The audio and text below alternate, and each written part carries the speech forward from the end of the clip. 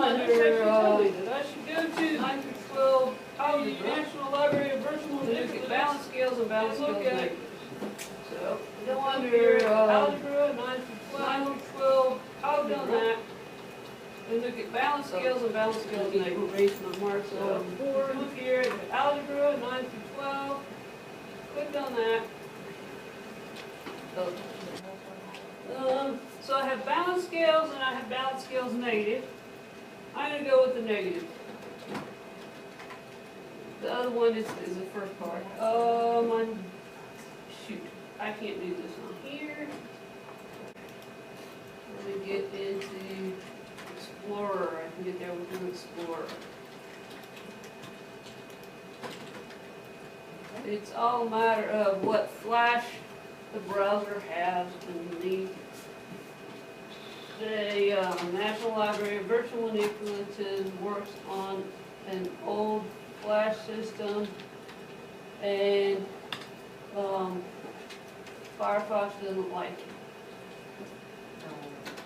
Okay, so actually, you can make it work on Firefox, but you have to go in and tell it to allow the use of a particular version of Flash, and our computers aren't set up to allow that. There's probably some more security risk with that than the others, although it's not the worst. But I've been using this site for years, never had any problems with it. They have actually the newer version, but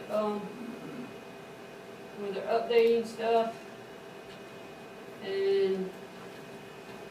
but you have to sign up, and it's just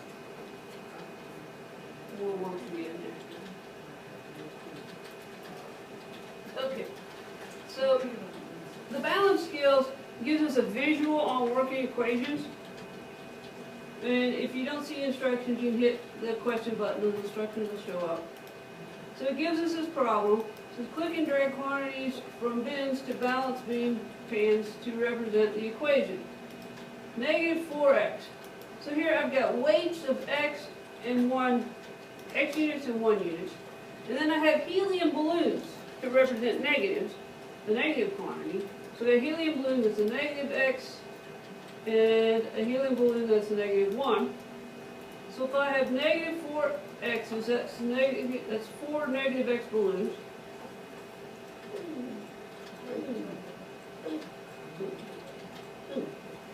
And then I've got 4 weights, 4 1 unit weights. That's one side of my equation. And then go to the other side, it should equal a negative 2x, so 2 negative x balloons, and 4 1 unit weights. That's my string. So now I just got to check that indeed I got that set up right, and I did. If I didn't, it would have told me so. Now I get to use my operations to solve for x. And I have these buttons: add, subtract, multiply, or divide. So let's see, I want to get all my x's on one side. So I think I'm going to add a positive 2x's. Add, so I just type in 2x. Remember, there's multiple ways you could go on this, but you'll always end up the same place. So I could have tried to put the x's the other side. I would still get to the same place eventually. I hit go, and it shows me what happens. So I added 2x here, that will disappear and leave me with 2. If I add 2x here, and negative 4x plus 2x is a negative 2x. And then, of course, I still have the plus 4. So get negative 2x plus 4 equals 2. So there's my result. So with this, I get a visual, but I could also try and do that step myself on paper before I submitted it and see, well, did I get the same thing they got? Now, I don't need to get all my constants, my plain numbers, to the other side, to the side opposite the variable. So I got this plus 4. I want to subtract 4 from both sides. So I'm going to hit subtract and put 4 in. So if I subtract 4, I should get a negative 2x equals 2 minus 4 is minus 2. Well, let's see. Subtracting 4, I should have those disappear, and I should have these disappear and get 2 negative balloons. There we go. Now I need to get the x by itself, which means I have to remove the coefficient of negative 2. Coefficient is multiplied by x. I'm going to divide out the negative 2. Oops. Oh, let me try that.